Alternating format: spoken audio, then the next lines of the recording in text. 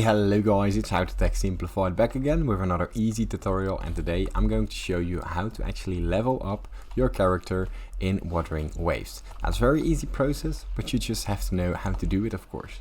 The first step is to open up Wuthering Waves, and from there press the C key to open up the attribute details, so the character settings.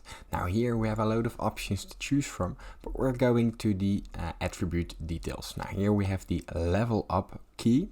Now you can choose it yourself to really get in depth on which things you want to upgrade, or simply auto select and from there level up your character.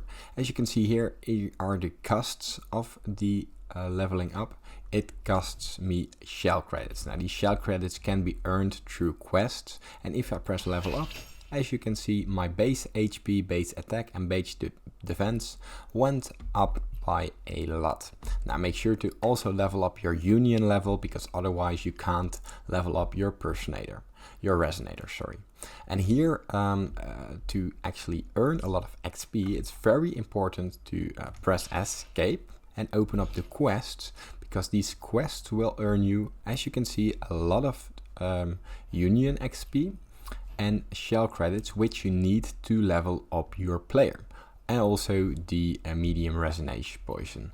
So also do the quests, and from there you can level up way faster. Now if this tutorial was helpful for you, please consider subscribing to my YouTube channel. This helps me out a lot, and thank you for watching.